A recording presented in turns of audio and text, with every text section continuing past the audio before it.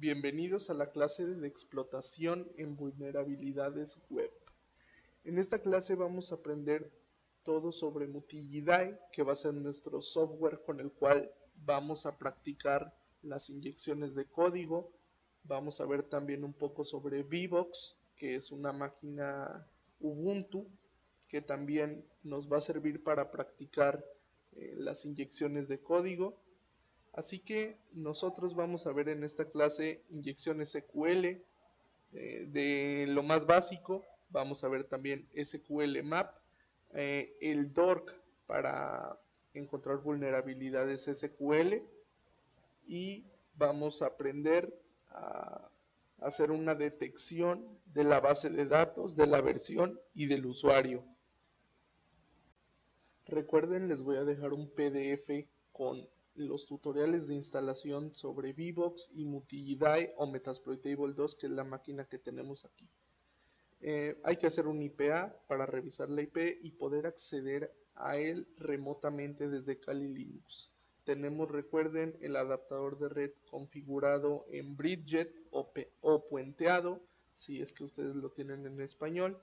Así que nosotros lo que vamos a hacer a continuación es abrir una terminal, vamos a hacer un ping para confirmar de que tenemos conexión entre las dos máquinas, de que no está viendo IP tables o algo que esté interfiriendo, y vemos que efectivamente estamos transmitiendo los paquetes de forma correcta, sin ningún inconveniente.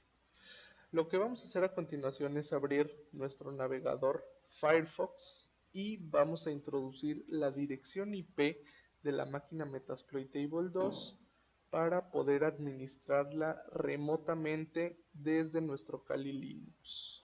La dirección IP es, recordemos, 192.168.1.68. Siempre verifiquen muy bien la dirección IP, ya que podría estar cambiando y no vamos a poder acceder. Nos despliega una interfaz con una serie de menús. Seleccionamos el menú de Multigidae y tenemos aquí nuestra aplicación vulnerable. En esta aplicación nos vamos a encontrar con algunas secciones, con la mayoría de vulnerabilidades del OWASP Top 10 y también algunas otras que podría sernos de utilidad. Lo que vamos a hacer a continuación es comenzar con lo teórico, con lo básico sobre las explotaciones en web. Para esto nosotros necesitamos nuestra herramienta, nuestra navaja suiza, que es Burp Suite. Esta es la herramienta o aplicación más importante en esta fase. Es la herramienta más utilizada por todos los Bug Bounty Hunters y por todos aquellos que se dedican a encontrar inyecciones SQL y bueno, no solo inyecciones SQL, sino que también absolutamente todas las vulnerabilidades, principalmente las del top 10 de OWASP. Lo abrimos, tenemos la opción de desplegarlo desde nuestro menú de herramientas de Kali Linux y nos va a aparecer un setup. Si es que ustedes todavía nunca lo han abierto, les va a aparecer un setup y solamente tienen que aceptar absolutamente todo lo que les diga, no hay ningún problema y van a poder empezar a correr su Burp Suite. Nos arroja la interfaz de Burp Suite. Cancelamos esto, que bueno, es una actualización. Damos a nuevo proyecto, usamos la configuración por default, todo lo predeterminado, no habrá ningún problema. En dado caso que ustedes quieran editar algo, son libres de hacerlo. Solamente revisen, por favor, muy bien las opciones que seleccionan, ya que después podría causarles algún problema, algún inconveniente. ¿Qué es Burp Suite? Esta es una herramienta, un proxy interceptador. ¿Qué quiere decir esto? Esta herramienta se va a localizar entre nuestro navegador y el servidor web al que le estemos realizando la petición para consumir esa página web, con lo cual vamos a tener que configurar nuestro navegador para que pase a través de Burp Suite. Este proxy nos va a permitir analizar todas estas opciones para realizar una serie de tareas que iremos observando. Viene instalada por defecto en Kali. Aquí lo tenemos. Básicamente se ve que es sencilla, pero realmente no es tan sencilla. Tiene diferentes pestañas, como vemos aquí arriba. Nosotros estamos situados en proxy. Y bueno, vamos a ir viendo un poco lo fundamental de cada una de ellas. ¿Qué es lo que hace Burp Suite? Cuando nosotros clicamos en algún botón de una página web, generamos una petición al web server y el web server nos devuelve una respuesta. Un ejemplo sería, nosotros entramos a la página de Facebook, cliqueamos en login o sign up y nos devuelve una serie de cuadros de texto para introducir nuestro email y nuestra contraseña. En este caso, al clicar login, estamos generando una petición y cuando nos devuelve los cuadros de texto para insertar nuestro correo electrónico y contraseña, el web server nos genera esa respuesta y nos la manda. Así que obsérvalo de esta forma. Nosotros podemos interrumpir esas peticiones y esas devoluciones. Con esto veremos a dónde se dirige cada paquete para nosotros analizar qué es lo que está sucediendo. Ahí anteriormente estábamos viendo los proxy listeners, ustedes ya lo deben de tener configurado. Recuerden, siempre va a estar el proxy en el 127.0.0.1. Y aún más importante sobre Burp es que nosotros podremos manipular y ver qué nos arroja cuando manipulamos esos paquetes. Vamos a abrir nuestra pestaña de privacidad y herramientas de Firefox y vamos a configurar en Network Settings un proxy manual de acuerdo a lo que nos había arrojado Burp Suite, como lo estamos viendo en pantalla, que es el 127.0.0.1 en el puerto 8080. Copien la configuración que tengo y no les va a dar absolutamente ningún problema. Después de esto, nosotros podremos ver los paquetes salientes y los paquetes entrantes. Aquí yo ya puse la interceptación en on y tenemos un apartado que es el target. Al nosotros ingresar a cualquier sitio web nos va a generar un target, nos va a generar un sistema de archivos en el cual se van a alojar las peticiones y todo el tráfico, todos los paquetes que se hayan intercambiado. Este sería el vivo ejemplo de qué es lo que pasa cuando nosotros entramos a una página web. ¿Cómo es que nos devuelve los resultados una página web? Bueno, todo esto es lo que se almacena al abrir solamente Google. Es por eso que, bueno, Google es muy intrusivo en términos de privacidad. Nosotros ahora mismo tenemos la interceptación en off, es decir, la tenemos apagada. Puede que a ustedes el target que vimos anteriormente y la configuración que vimos anteriormente no les haya servido y no les haya parecido lo que me aparecía a mí. Así que les voy a enseñar a configurarlo. Primeramente revisen que tienen perfectamente los network settings, que tienen todo bien establecido. Si esto no les ayuda, vamos a ir a nuestro navegador y vamos a buscar Install Certificate Burp Suite para Firefox. Es el primero, el primerito de todos de Portswinger, que es el desarrollador de Burp Suite. Ese lo vamos a descargar. Vamos a ver qué nos dicen las indicaciones de descarga y nos dice que tenemos que ingresar a http://Burp Suite. Aquí lo tenemos ya el Burp Suite y vamos a instalar los certificados. Vamos a seguir las indicaciones que nos indica la página de Portswinger. Cuando ustedes ingresan a http://Burp Suite, les va a aparecer una pestaña que les va a decir SEA Certificate. Ustedes van a tener que instalarlo, enseguida se van a ir a preferencias y van a buscar la parte de los certificados, certificates en inglés. Lo van a buscar de esa manera, damos clic en View Certificates, nos vamos a ir a la parte de abajo y nos va a aparecer la opción de importar los certificados que descargamos. Tiene que ser un archivo exactamente igual al que yo tengo aquí, al menos en la extensión tiene que ser igual. Enseguida nos dice aquí todo lo que ya les mostré. Tienen que darle clic en confiar en el desarrollador y sería todo. Solamente lo guardan y ya tendrían perfectamente bien configurado su Burp Suite para que no les dé ninguna especie de problema. Ahora bien, para que nosotros tengamos una tarea más fácil, para que nosotros no nos compliquemos tanto la vida, es necesario establecer un proxy además del proxy interceptador de Burp Suite. Esto para que no haya choques entre los cambios de DNS. Entonces con este se nos va a facilitar muchísimo la vida y todo será cuestión de 2 botones y listo, para poder empezar a explotar vulnerabilidades. Vamos a buscar en internet Foxy Proxy. Este Foxy Proxy es una herramienta que nos va a facilitar enormemente la vida al realizar intercepciones.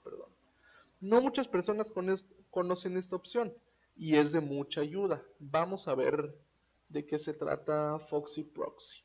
Aquí está Foxy Proxy en addons.mozilla.org. Revisen muy bien eso.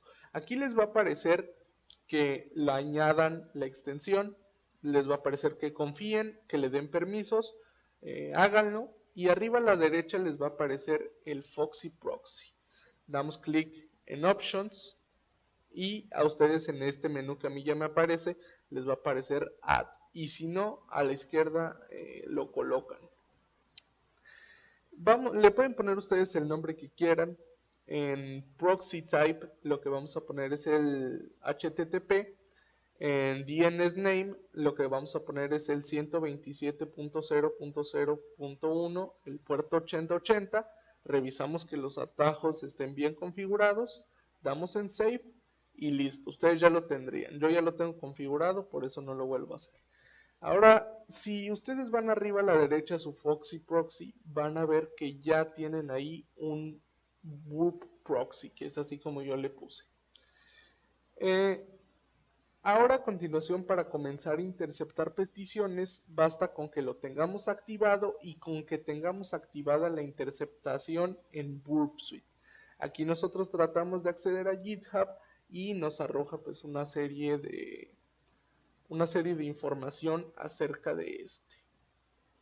Está funcionando, así que esto será de mucha utilidad y podemos comenzar con las inyecciones. Podemos comenzar a explotar las vulnerabilidades en web. Aquí revisamos la dirección IP de nuestro Metasploitable 2 en caso de que haya cambiado y vamos a acceder, como ya habíamos visto, a nuestro Mutillidae. Mutillidae tiene la sección de User Info dentro de la sección de inyección SQL o de SQLi. Aquí nos encontramos nosotros con dos parámetros. Nos encontramos con el parámetro name y el parámetro password. Como su nombre lo indica, una inyección SQL no es más que una inyección de código en el contexto de consultas SQL. ¿Cómo podemos identificar una vulnerabilidad SQLi? Aquí tenemos diferentes puntos de inyección, que sería el name y el password. Tenemos, por ejemplo, varios cuadros de texto, que si nosotros lo interceptáramos con Burp, seguramente conseguiríamos algún parámetro más de inyección. La primera forma de conocer una vulnerabilidad es introduciendo algún carácter con el que sabremos si se inyecta en una consulta SQL por detrás del backend, provocará un error y cuando ejecute esta consulta sobre el motor de datos nos aparecerá ese error sobre la pantalla. ¿Cuál podría ser un adecuado carácter para introducir dentro de estos cuadros de texto? Una simple comilla, una comilla simple. Incluso no ponemos contraseña y vamos a ver qué nos arroja. Cosas de este estilo son pequeños caracteres que interfieren con la sintaxis de la consulta SQL y provoca, entre otras cosas, que la consulta sea errónea cuando realiza el backend, es decir, cuando se ejecuta la petición. Estos problemas de seguridad se deben a que los programadores que hicieron el backend no depuraron correctamente el código. Es decir, no hay una sanitización necesaria para que estos caracteres no se inserten como tal en la consulta. Esto se corregiría añadiendo algún tipo de sanitización que tomara esos caracteres y los transforme o los codifique, pero no introducir estos como tal en la consulta SQL. Vamos a realizar un ejemplo sencillo. Cuando lanzamos este tipo de caracteres ya vimos que nos arroja un error en la sintaxis SQL. Al meter esta comilla, y podremos meter incluso dos paréntesis, uno abierto y uno cerrado, interfieren con la consulta SQL y provoca un error de sintaxis. Esta sería la primera forma de identificar que tenemos una vulnerabilidad SQL en nuestra aplicación web. Hay otras formas para cuando no salen estos mensajes de error, que podría ser utilizar una sentencia sleep. Con esto hablaríamos ya de una blind SQL injection, que me parece importante que conozcan. Sin embargo, ese tema lo vamos a ver un poco más automatizado con SQL Map. Aquí estamos viendo la consulta que se está realizando exactamente. ¿Qué es lo que está haciendo la comilla en contra del código? Ahora bien, una vez que hemos identificado este error, ¿qué cosas podemos comenzar a hacer para explotarlo? Vamos a realizar algo similar para bypassear estos parámetros. Si nosotros colocamos una comilla, un OR, un 1 igual a 1 y un comentario con un espacio al final, nos ha dropeado toda la base de datos de del username, contraseñas y una información extra, una signature. Entonces, bueno, normalmente esto no será fácil, ya que, bueno, esta es una aplicación totalmente insegura y la tenemos en el nivel más bajo de seguridad. Vamos a ver un poquito qué es lo que se puede hacer además de esto.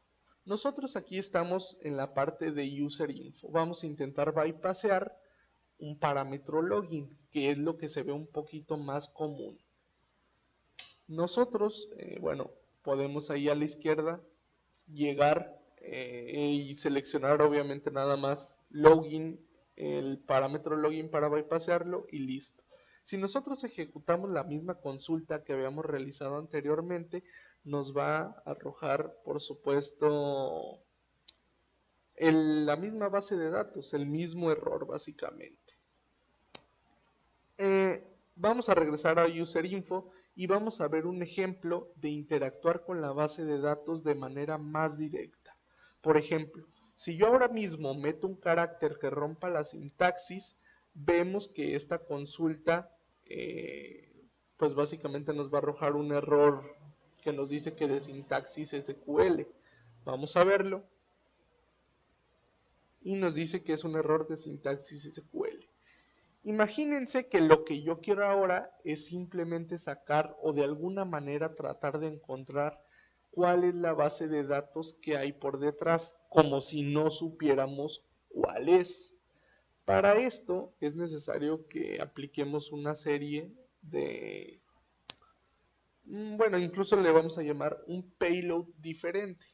Lo que vamos a hacer es que vamos a utilizar este select database. El select para que seleccione, como su nombre lo dice, la variable database. Entonces, para concatenar perfectamente esta consulta y nos arroje la base de datos, lo podemos hacer con el operador union. Lo que voy a hacer es lo siguiente.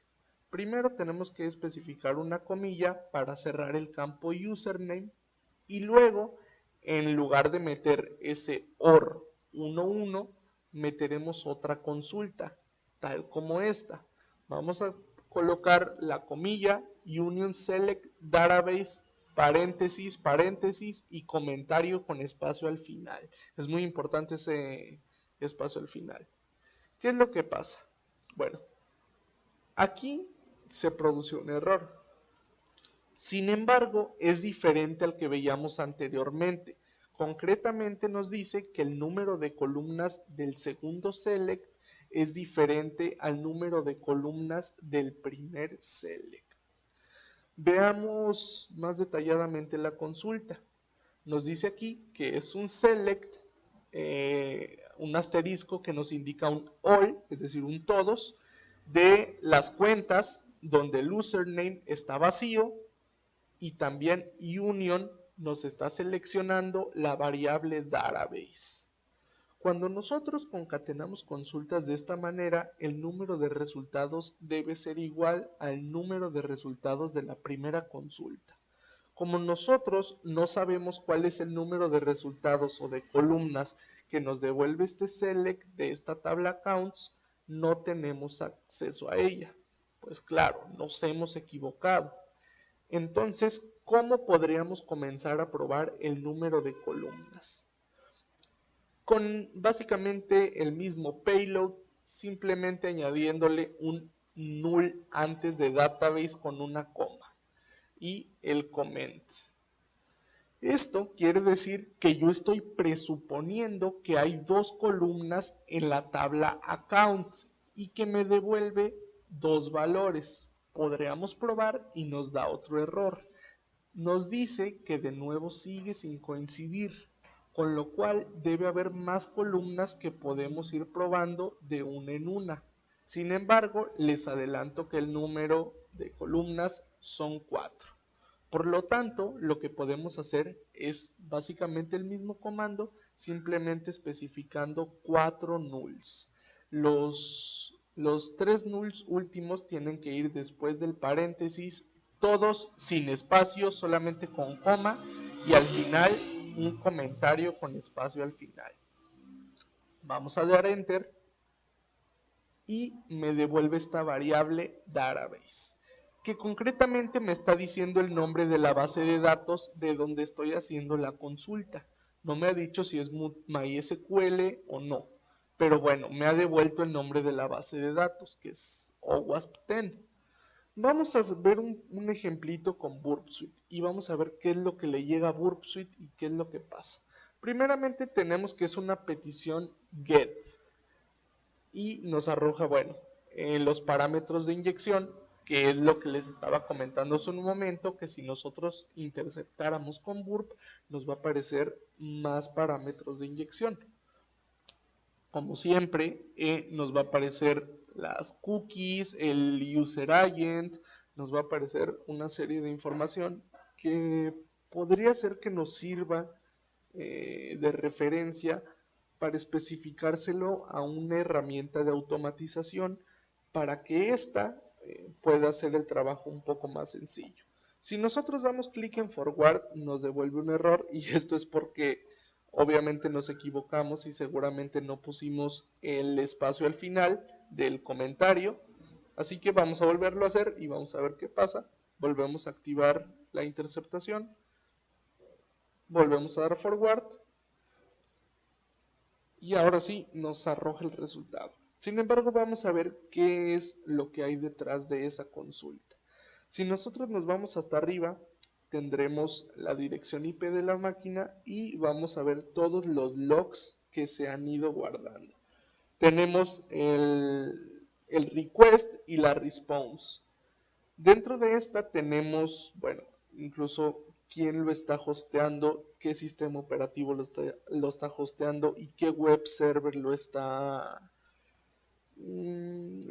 activando. Que esta incluso podría ser información válida para poder ejecutar, pues a lo mejor incluso algún payload, si es que nosotros conocemos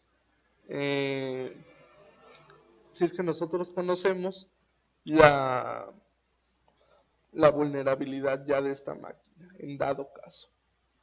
Ahora bien, vamos a ver otra forma incluso más interesante, que lo que nosotros vamos a utilizar hacer a database. Vamos a utilizar es básicamente sacar la lo mismo, versión de la simplemente base de database datos. no. Una vez que nosotros sabemos el nombre de la base de datos, también damos por hecho que es una base de datos MySQL.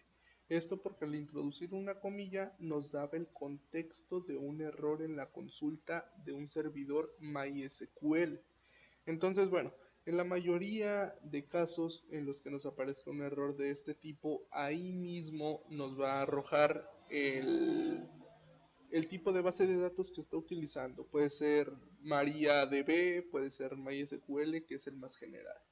Ahora vamos a ver cómo sacar la versión de la base de datos. Básicamente vamos a hacer algo exactamente igual, simplemente en vez de database vamos a ocupar version, con las mismas columnas, el mismo comentario y la misma sintaxis.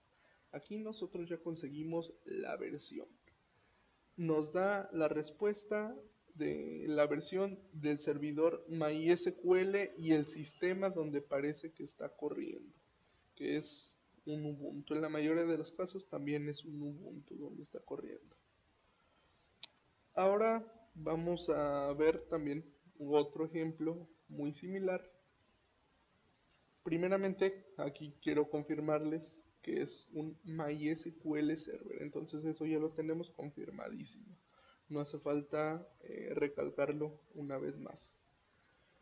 Lo que vamos a hacer ahora es vamos a descubrir el usuario con el que está logueado el servidor dentro de la base de datos, dentro del que se mueve de la base de datos. Así que vamos a ver. Les voy a mostrar una serie de payloads de inyecciones que yo tengo aquí. Son unos payloads de inyecciones SQL y aquí a la derecha tenemos de cross-site scripting. Eso lo veremos cuando toque. Aquí tengo una hoja básicamente de payloads con distintas peticiones, con distintos métodos y de distintas formas. Estos payloads yo los creé, son payloads personales, no son totalmente profesionales ni sumamente avanzados, pero les pueden servir de buena forma. Tenemos el método post, por supuesto, la petición post, que muchas veces la van a ver en Burp Suite.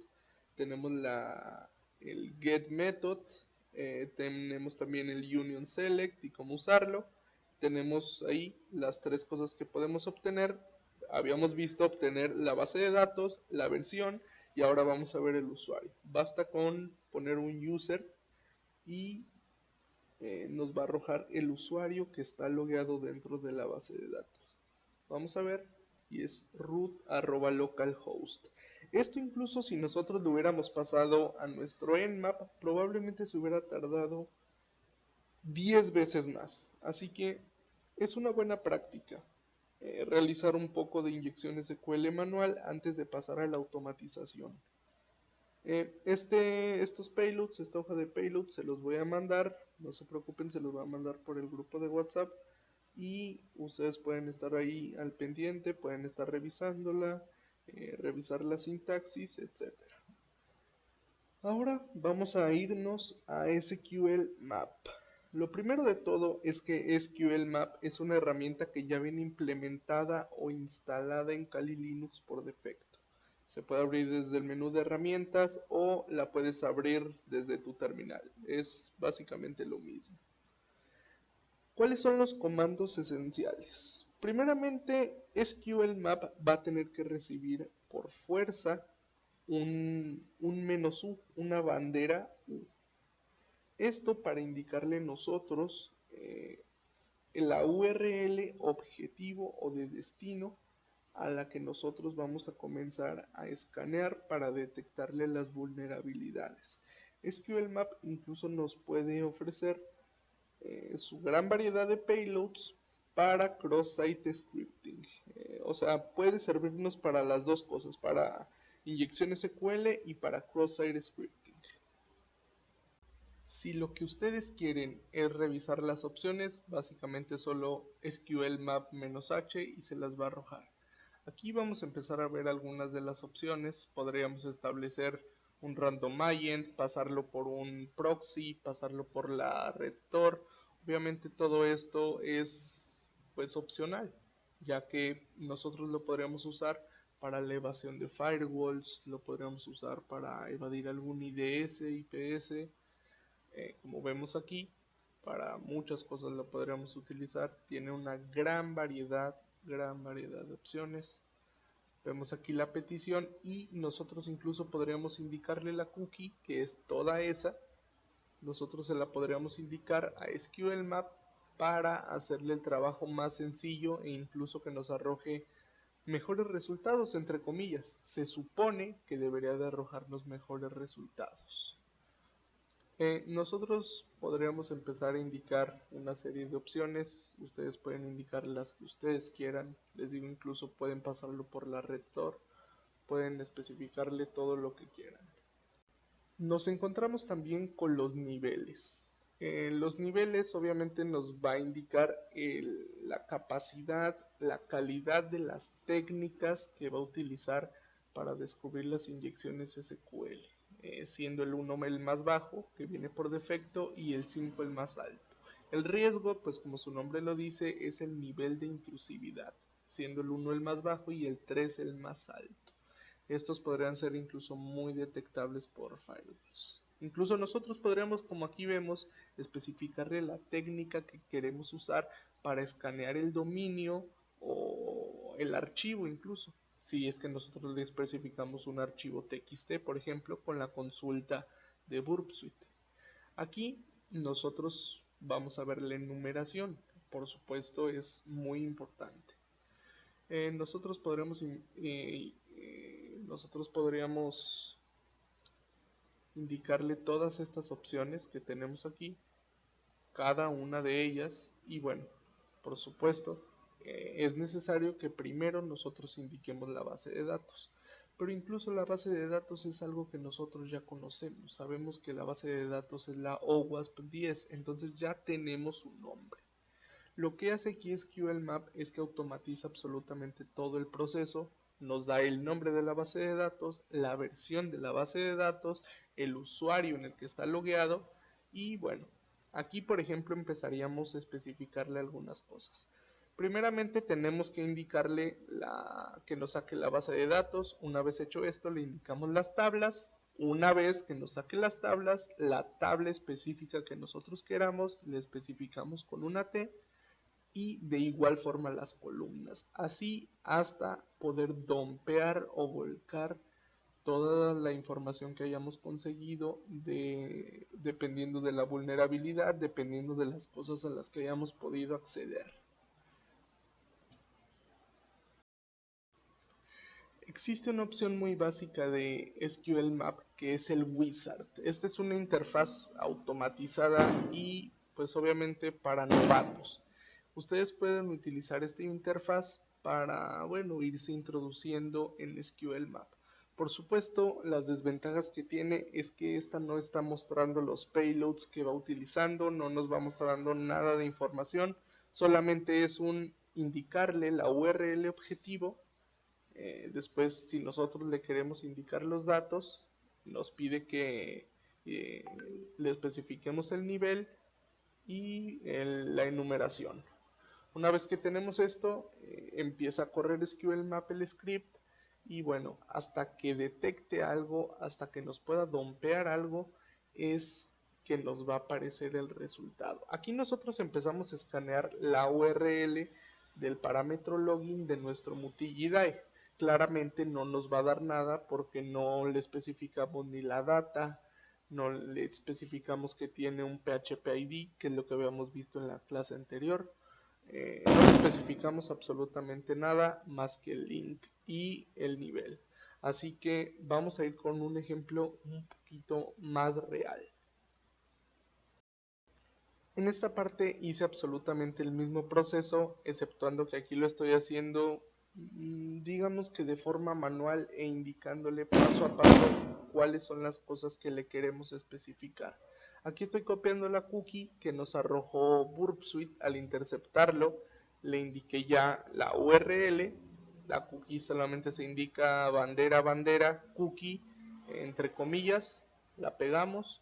Después, en dado caso que sea un parámetro login que no cuenta con un PHP ID, ustedes tienen que especificar por fuerza la data, porque si no, SQLMap no va a reconocer el parámetro de inyección. Así que bueno, ¿cómo reconocen la data? Básicamente vamos a activar nuestro burp y vamos a empezar a interceptar la petición. De la siguiente forma, colocamos test, test, y abajo nos va a aparecer la data. Generalmente siempre va a ser email o username y password o PWD.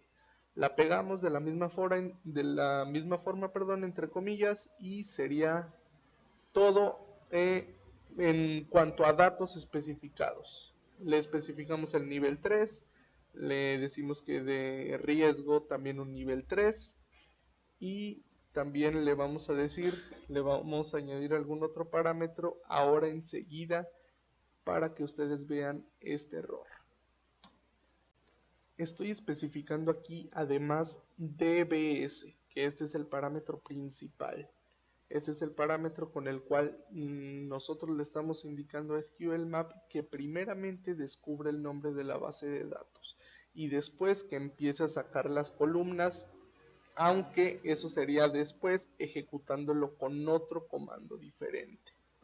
Empieza a ejecutarle los payloads, dice que parece que no es inyectable, sin embargo nosotros sabemos que sí lo es.